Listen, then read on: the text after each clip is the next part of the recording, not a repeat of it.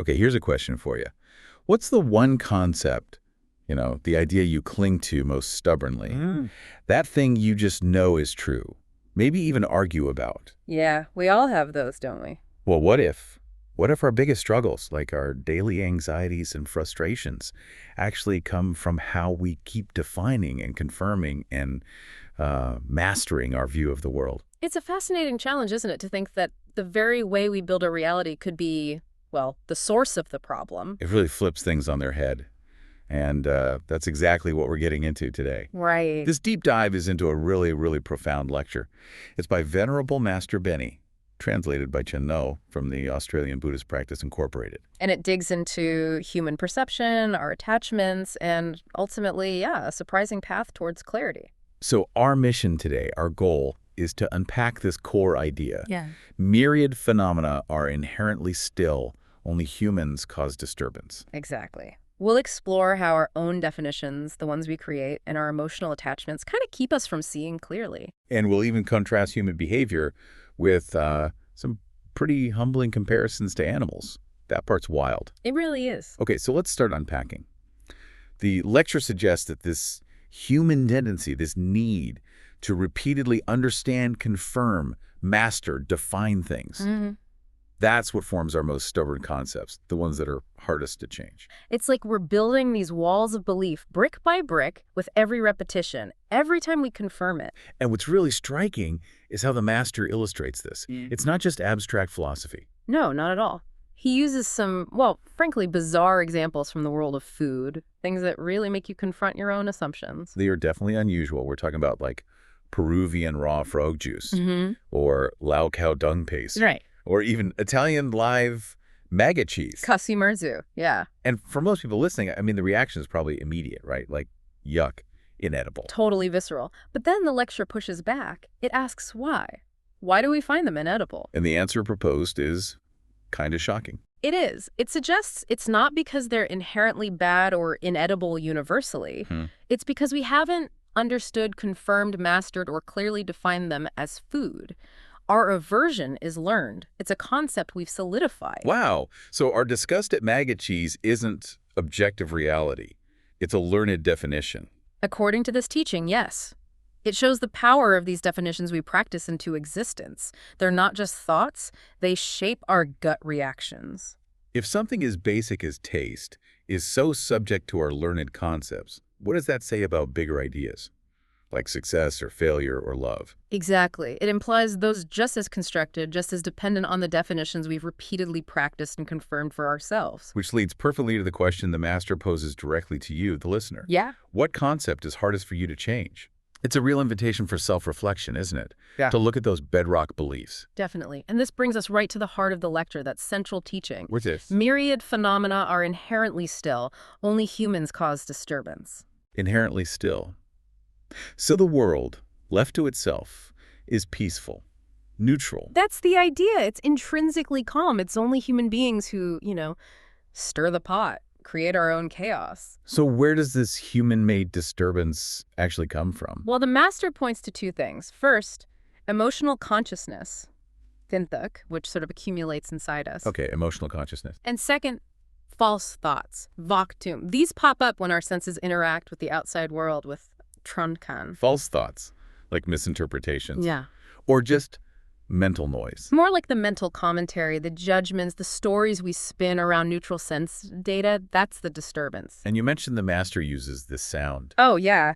Repeatedly throughout the lecture, there's this exasperated sound. Huh. Right. Yeah, exactly like that. It's like this deep sigh of frustration. Almost like, why do you humans keep doing this to yourself? Because we're the ones labeling everything, right? This is good, that's bad, I love this, I hate that. Precisely. He uses the example of a sweet banana. The sweetness, he says, isn't in the banana inherently. It's a human definition, a label we apply. The banana just is. The banana just is. That feels aimed right at our inability to grasp that simple point. We insist on overlaying our judgments. This connects to another really stark teaching in the lecture. Which is? That everything in this world has absolutely nothing to do with you, not one penny's worth. Wow, that's blunt. It is. And yet he says, we humans spend all our time fussing about What I eat, what I drink, what I play, what I enjoy, what is mine, what is not mine. Right, all that internal chatter and grasping. And that whole process, that fussing, is identified as the defilement of emotional consciousness. Stuff we've built up over time. We're creating chaos where there's inherently none. So our suffering isn't imposed from outside, it's a habit of defining and attaching. Okay, so if these stubborn concepts and self-made realities are the issue, how do we find clarity? What's the path out? The lecture brings in a key teaching from the Sarangama Sutra. It goes something like this. False thoughts are dust. Emotional consciousness is defilement. Dust and defilement. Okay. If both are abandoned, your Dharma eye will immediately become clear. Why then could you not achieve supreme enlightenment? Let's break that down. False thoughts are dust. What are these form thoughts or images tuing? Think of them as like countless tiny impressions or images from past experiences stored in your mind, like dust motes floating around. Just memories, sense data. Yeah, initially neutral, just stored perceptions, like raw data. That's the dust. But then comes the defilement. Emotional consciousness dicked in. Right. This is the moment we attach emotion to those dusty images, like dislike, good, bad. That attachment, that's the defilement. It's what clouds our vision. So the memory isn't the problem, it's the emotional charge we give it. Exactly. The dust is just dust. It's when we react to it with liking or disliking that it becomes sticky, becomes defilement. He gives an example for this, right? Something about love. A very vivid one. Love at first sight that, sticks with you for years, even if you're separated from the person. Mm-hmm. That lingering, powerful emotion tied to the memory, that's the defilement. And it shows how incredibly hard it is to scrub off once it's there. Because we've practiced it, right? That's why it's so sticky. That's the core insight. The master says these attachments are so strong because we've practiced them repeatedly. We've rehearsed the liking, the disliking, the craving, the aversion over and over. We've made them strong habits. Exactly. And he makes this striking point. If we'd put that same consistent practice into Buddhist Dharma, into understanding reality clearly, we'd have woken up long ago. We would have achieved Buddhahood long, long ago, he says. It implies that if we practice suffering into existence, we can practice clarity too.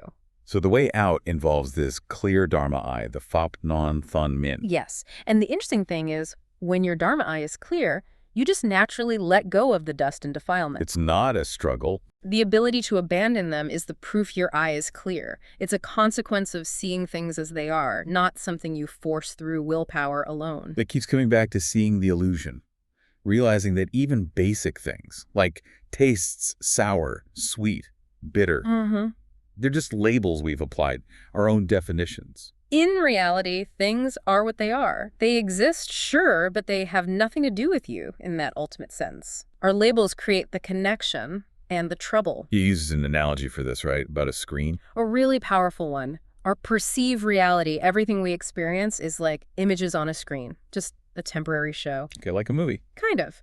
And the screen itself, the screen of your life, is emptiness. Tanhong. It's the underlying reality. Getting attached to the images. Getting emotionally invested in those flickering images, taking them as solid and permanent. That, he says, is like mental illness. That term again. It's strong. You said it's a spiritual diagnosis. Yes. Strong and meant to jolt us. It's not clinical depression or anxiety in the modern sense, but the illness of a mind that can't see past the illusion. Clinging to the temporary movie instead of recognizing the screen. Exactly. It's suffering because it mistakes the fleeting display for ultimate reality. It can't perceive the underlying emptiness, the tongkong. But enlightenment isn't about turning the screen off, is it? No, and this is crucial. It's not about wiping out experience. It's about mastering the screen. Mastering it. Yeah. Like choosing the movie. Being able to display anything at will, like typing, as he puts it. Having that clarity and freedom. The problem isn't the display itself. What is it then? The problem is our unwillingness to turn it off in the sense of detaching. We cling. We refuse to let go of the images, even the ones causing us pain. We're attached to our own projections. Deeply. Now, this leads into maybe the most memorable part of the lecture, and maybe the most challenging. Okay, I'm ready. It's this humbling, almost shocking comparison. He argues that humans, in many respects, are not even as good as birds, beasts, fish, or even insects. Wow. Okay. That's bold. How does he back that up? With specific examples. Take cats. A mother cat raises her kittens all by herself. doesn't demand help from the male cat or her own parents. Right. She doesn't get resentful if help isn't offered, and she doesn't hold a grudge if her own mother disciplines her.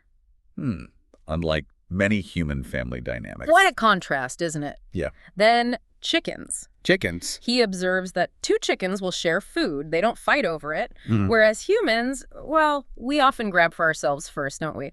Conflict over resources is pretty common, even when there's enough. Yeah. Point taken. What else? Even fish, he points out. Fish swimming in pairs in the ocean, they don't fight. They definitely don't sue each other for child support or emotional damages. Okay, fair enough. They just Yes, coexist. Coexist. It really highlights how much we humans complicate things with our concepts of entitlement and blame. And. Oh, ants are a prime example of self-discipline, teamwork, diligence. They just work. No complaining about being tired or hungry. Right. They just get on with it. They work day and night, no supervisor needed. They bring food back for everyone, never hoard it or slack off. A stark contrast to, let's say, some human workplaces. That's funny. Even maggots get a mention. Even maggots. They don't demand things from their parents, he notes. They just are. And then there are these really touching examples with lions. Lions, okay. Two stories. One, a lion cub raised by a dog. Even when fully grown, the lion stays gentle with its dog mother. No aggression. Oh. And another about professionally raised lions set free in the wild. Later, they recognize them human caretakers and show real affection, nuzzling them without expecting anything. That's amazing. The master calls this repaying kindness, purely, naturally. So what's the final, rather unflattering conclusion from all this? The conclusion is that we humans often misuse our intelligence, our wisdom. We use it for hatred, for creating afflictions, for spinning stupid thoughts like blaming others or complaining constantly. While animals, lacking these complex layers of emotional defilement and conceptual baggage, just act, often with what looks like incredible selflessness or efficiency. So his conclusion is, we don't even measure up. He says humans don't even qualify to be animals in this sense, and that our very existence as humans, our chance to learn and improve, is owed to the constant compassion and salvation efforts of bodhisattvas, like Ksitigarbha, beings who help us despite our shortcomings. Ooh. Okay. This whole exploration has been a lot to process, really powerful stuff. It definitely makes you think differently. The main takeaway seems clear, though. Our suffering, our lack of clarity. It really stems from these definitions we impose, the emotional attachments we practice, these patterns we repeat. Yeah, we're essentially disturbing our own peace. The disturbance comes from within. And that look in the mirror provided by the animal kingdom. It's surprising, humbling. It really is. Seeing animals demonstrate things like self-reliance, maybe even a form of compassion, discipline, qualities we often struggle with, despite our wisdom. They just are, as you said. Yeah. Without all the extra mental static, the dust and defilement. So it leaves you with a final thought, doesn't it? Oh. A question maybe to ponder. What's that? If all of life, everything we perceive is really just an image on a screen that we're projecting. Yeah. What kind of screen, what kind of movie are you projecting day to day? And how much of your experience, the good and the bad, is just the result of those stubborn definitions and practiced attachments you've cemented into place?